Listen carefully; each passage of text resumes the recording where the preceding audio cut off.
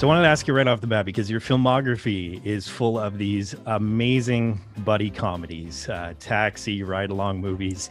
Did you see the opportunity to do Tom and Jerry and just say to yourself, this is the next logical step? Yes and no. First of all, when you get a property like this, I grew up on it, and I just knew I felt like I knew every facet of it, every little nuance of Tom and Jerry, just because of growing up and watching it every afternoon when I was a kid. So one, you feel like you know what to do with this property. And then it's funny that you said buddy cop comedy. There's a part of this where it felt like it's in the right line. I've got two we'll call them, two people, but they're animals.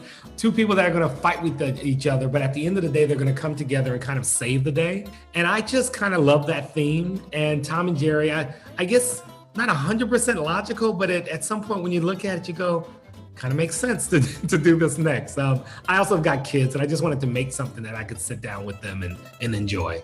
It's interesting because, like a lot of old kind of iconic animation, there's a bit of a sordid past with Tom and Jerry in terms of racial sensitivity, but I really found you made this great conscious effort to make this a 21st century Tom and Jerry, to make this for everyone. Was that something that you set out to do right off the bat? Yeah, I'm so happy to hear you say that. I wanted to be sure that this cartoon or this film had kind of what the world is today, just all types of nationalities, types of people. I wanted to kind of really show the world in this film. And I knew that at some point, if in success, this would be shown to a lot of generations. I learned even as I was making the film how big it is overseas, and in a lot of countries, almost bigger than the US, even though it was made here, that it just has a strong following. And I just wanted it to be inclusive. And I just wanted it to be able to kind of transcend race, borderlines, anything you say. I just wanted it to be accessible to everybody, and hopefully we did that without sacrificing inequality. So when you grew up on this, I'm assuming you watched it on reruns on the small screen? Definitely. And it's funny because I don't even think about it being reruns back then. It always felt like, oh, I guess they're making these now. But obviously these characters are 80 plus years old. And as I was watching them every afternoon, I'm amazed at how now I realized that they were just playing. They were playing. I was watching 40-year-old cartoons and enjoying them and loving them. And it's really great to be given the opportunity to bring these iconic characters to screen. Well, then what's the process to bring something from your childhood, something that you could think of as small, something that's a very simple concept, and then you have to put it on the big screen and, like you said, kind of make it this global experience? How do you expand something like that? Well, first I went back and watched all the original shorts and just there's this encyclopedia, it's not often that you have a film that has so much quote unquote base material that you can choose from.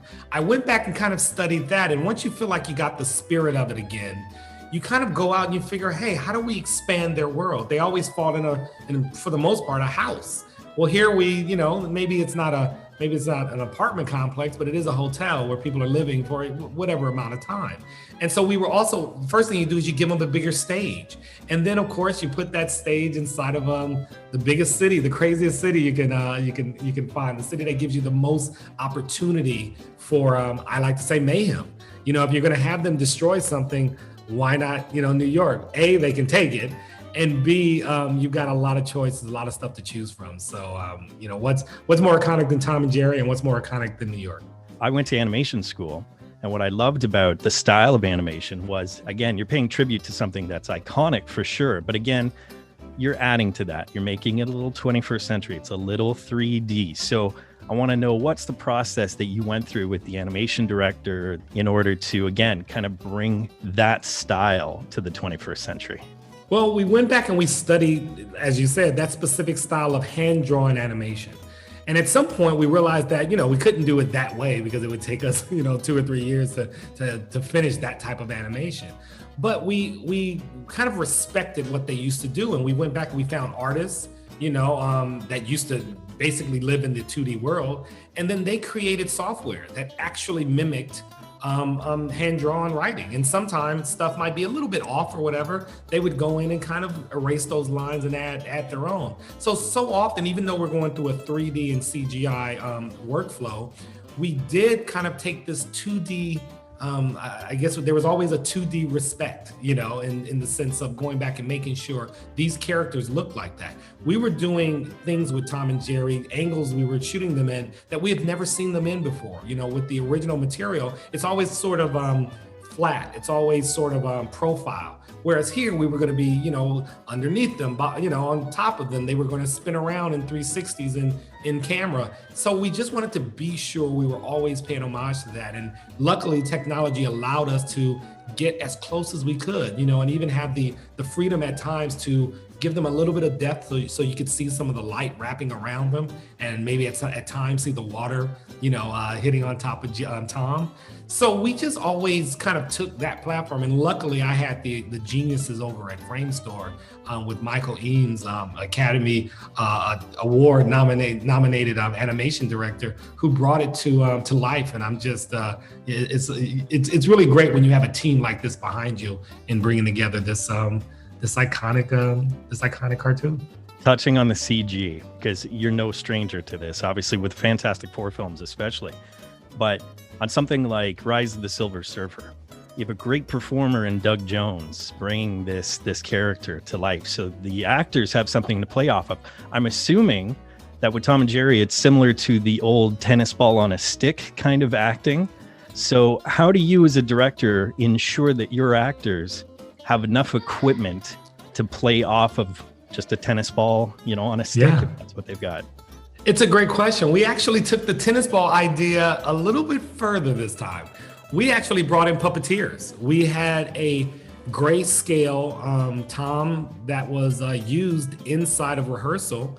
And what I learned, because I had never dealt with puppeteers before, they're so talented to the point where, because these characters don't speak, it actually made sense that they were the perfect stand-in, to the point where Chloe and Michael would sometime want to do the first couple of takes with the puppet, because the puppet gave you so much to act against.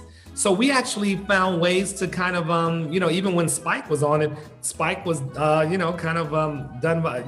by a guy that, another puppeteer who was on his fours with pads on his hands and his knees, who would actually run around and pull Michael with them and bark at times. And so to have those kind of performers help you bring a reality to the performances, I know myself, but definitely I know also that the actors really appreciated having that other tool to make things as good as they could be. We had a lot of fun. When you're creating a world like this, although you want the performances to be grounded and there's a lot of stuff that has to be, specific, I also made it a point to have fun. To remember that this is a ridiculous situation. This is to a certain degree, silly. And I kind of gave the freedom to everybody, including myself, to just kind of have fun, because I'm a true believer that the amount of fun that you're having on set, behind the camera, somehow it seeps into what you're watching. And I think if you've seen the trailer, I promise you, you haven't seen anything yet. We give you so much more in the film, and you're going to have a lot of fun, and hopefully you go out and see it, or at least, turn it up in your living room and have a good time. Hey Real students, thanks for watching. If you want to subscribe to Real School, click that round Real School logo right beside me. Also click that damn notification bell so you're aware of all of Real School's new content. You can follow me on Twitter, and of course, if you get anything out of Real School, you can always give a little back. Just click the link in the description below or the button down there, and you can become part of my Patreon team.